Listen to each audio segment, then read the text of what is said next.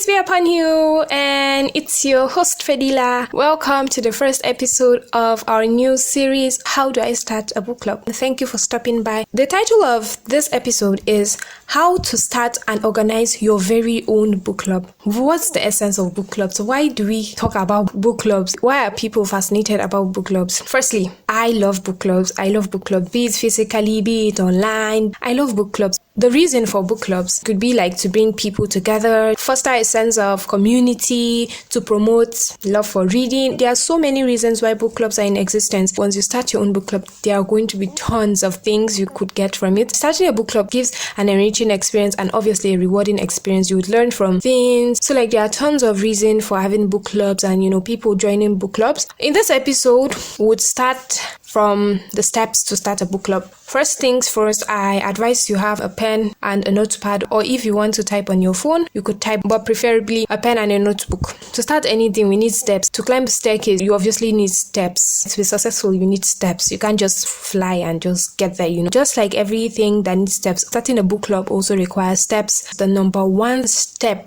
to start a book club is to know your purpose and vision. What is my purpose for this book club? What do I aim at by starting this book club? What do I want to achieve? What is my purpose for this book club? Is it that I want readers to feel safe? I want them to be able to rant and talk and just pour out their heart after reading a book? Is it that I want to earn money? Is it that I want my book club to be known? It depends on you. Your purpose can go far. First and foremost, you have to define your purpose. What is the purpose, the essence of that book club? Why am I going to be making it? Is it for casual reading? You have to know your purpose. Even in our daily life, there has to be a why behind everything. If I say, okay, what's your purpose or your vision for this book club? You can't tell me nothing. There has to be something. There has to be a reason behind me talking to you and making this episode of this series. There has to be a reason for you listening. There has to be a reason for you commenting. There has to be a reason for you rating. There has to be a reason for you following. And there has to be a reason for me smiling right now. And there also has to be a reason for you smiling if you're also smiling because I can't see you. Now ask yourself, what is your purpose for wanting to start a book club? And then you also have to establish a clear vision. Decide on the club's goal. How do you want this club to look in the next future? How do you want it to look in the next 5, 10, 15 years? And these goals have to be specific and narrowed. You can't just say the reason or my purpose for this book club is because I want people to be able to read. Okay, you want people to be able to read, you need to narrow it down. What kind of people do you want to be able to read? What kind of books do you want them to be able to read? You have to know what exactly it is that you want to do, what your vision is. Where will this book club take you? For example, someone's clear vision could be fostering meaningful discussions. Okay, I'm creating this book club because I want to simply just foster meaningful discussions. I want people to be able to talk meaningfully after reading books. That is my vision. Or I want to create a safe haven for bookworms and readers, but then you have to narrow it down. You have to streamline that's the word. You have to streamline it and be specific, be exact. Slim fit it, when you slim fit jeans or be slim fit whatever you slim fit, cut out those excess pieces. If for example I say, okay, my wardrobe is behind that door. When you enter that door, there's another door. When you open that other door, there's another door, and then after that door there is another door before you get to my wardrobe. And someone wants to get to my wardrobe, I can't just say behind this door is my wardrobe. Yes, behind this first door is my wardrobe. Yes, we know, but then you have to say, okay, after this first door there's a next door, then the next door, then another door before getting to my wardrobe. And the purpose for doing this, the reason for defining your purpose and establishing a clear vision for your book club is so as to refer back to it during your times of lack of motivation. That purpose and vision keeps you going. It keeps you I can do this now. I need to continue. I need to achieve it. That's why I said it's better to write down your visions and your purpose. And a lot of book clubs barely do this.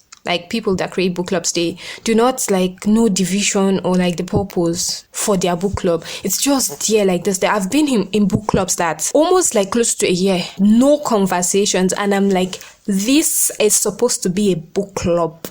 This is supposed to be a book club, and then no talking, no interactions, that kind of thing. I don't know.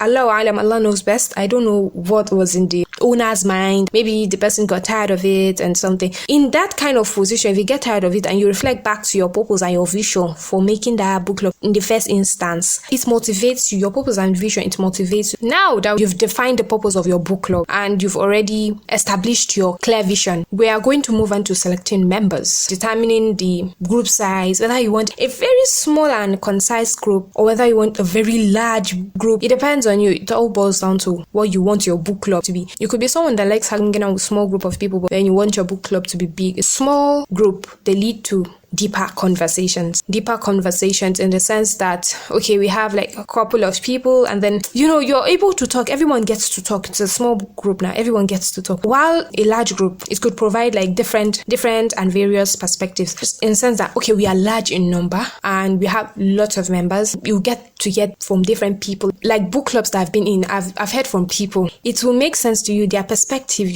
they bring in their perspective. You give them your perspective. Another person brings in their perspective. So different perspectives are coming in from different angles. Small groups and large groups, they have their advantages and they have their disadvantages. So it's up to you to do your research. Once you've already decided on the number of members you want in your book club, then now you can move on to the type of members you want in your book club. This also depends on you. But me, I advise you invite a diverse mix of members. For example, I want to do my members, like my diverse mix of members from countries. Okay, do I want them from Nigeria? Do I want them from Algeria? Do I want them from Morocco? Do I want them from the USA? Do I want them from India? Do I want them from the United Kingdom? Diverse members from different places. Or if I say, okay, states, let me use my country for an example, Nigeria. Do I want my members from Abia State, Edo State, Kaduna State, Kano State, Zamfara State, Yobe, Anambra, Cross River? It depends on you. Or do I want it from continent? Do I want my members to be from Africa specifically, or from Asia specifically, or from Europe, or, the rest, North America? And you have to be real. You have to be realistic and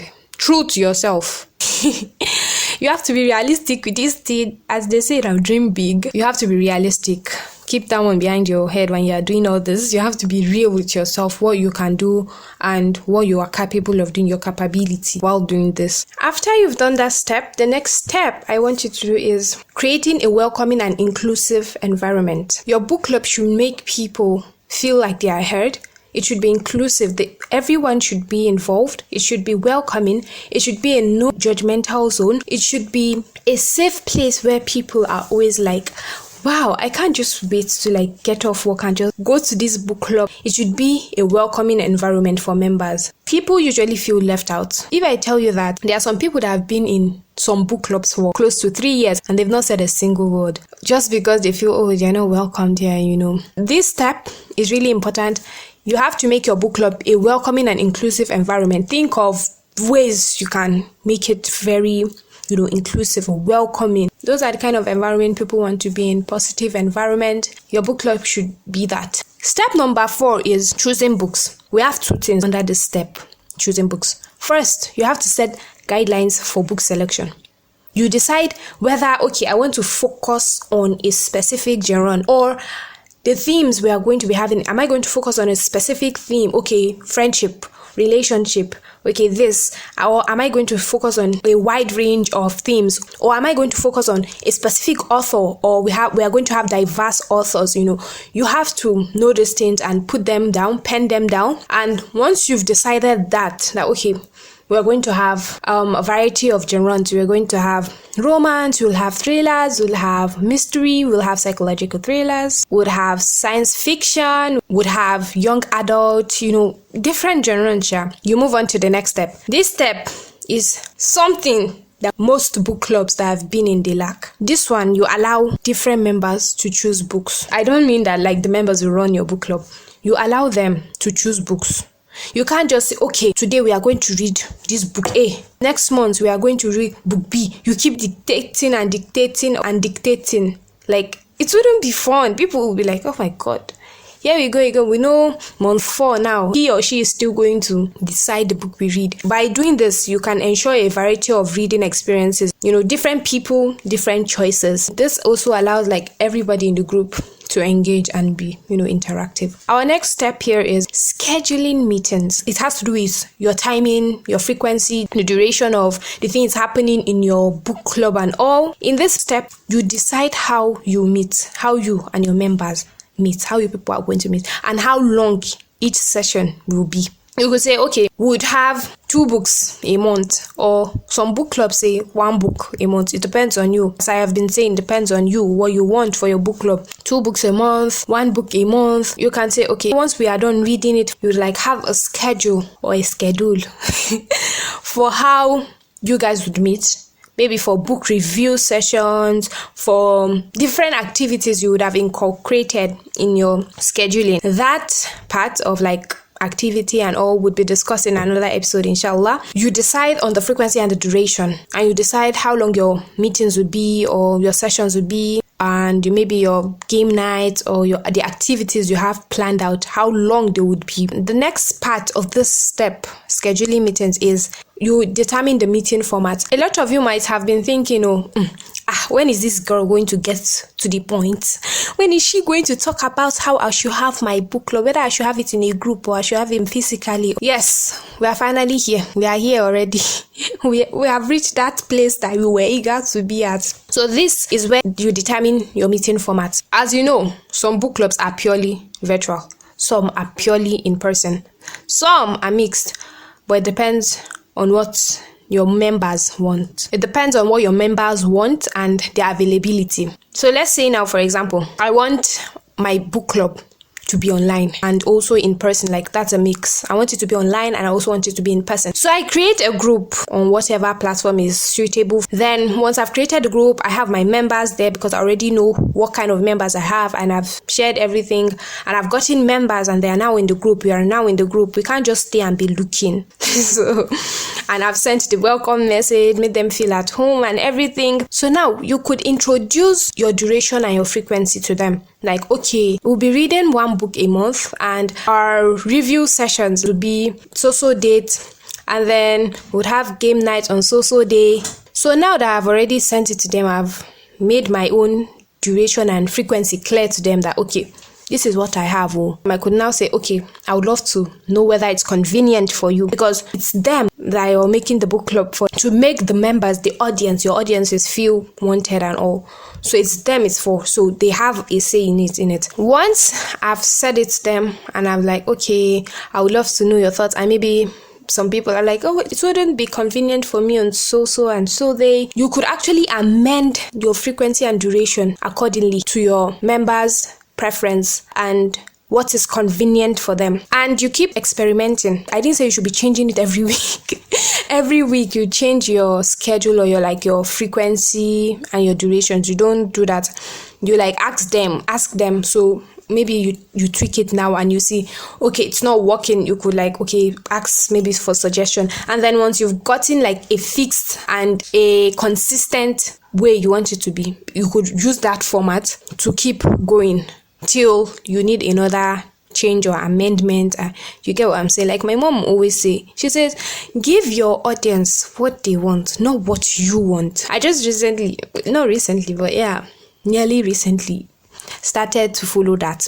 Give your audience what they want, not what you want. Give them what they want. And to wrap up the steps for starting and organizing your very own book club, we have the title. A lot of people might have been saying, Madam, you said title. Title is supposed to come first. Okay, sorry, but it's coming last. Some people might say, oh, it comes first. If it comes first, you write it down, simply pen it down, and just pen it down because you would need it later.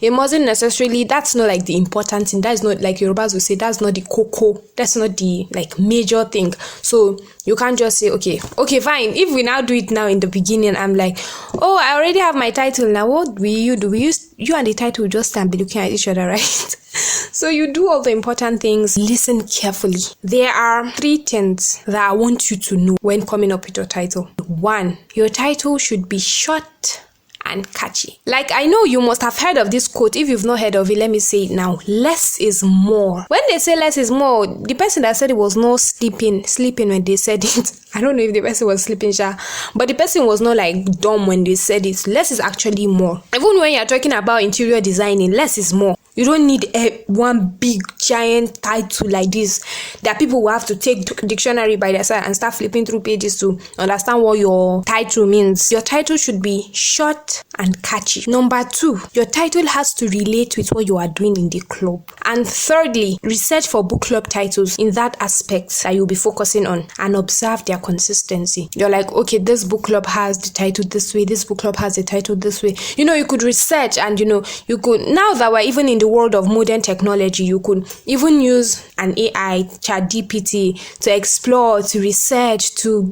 gain titles. Those are the 3 things. Firstly, your title has to be short and catchy. Secondly, your title has to relate with what you are doing in the club.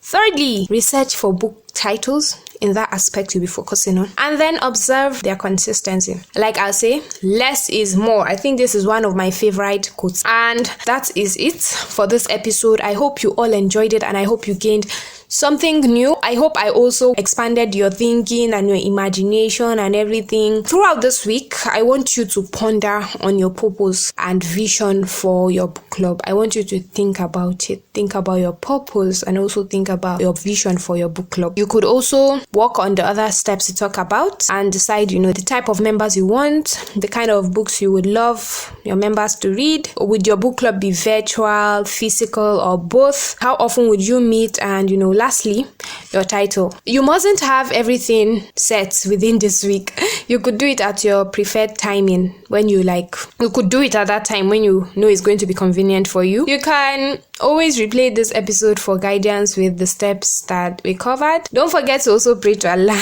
to guide you on this journey. Or this journey of starting your book club. I can already see this book club of yours coming to life. I can. See you in next week's episode where we talk about how to pick awesome books for your club. Stay tuned. Assalamu alaikum.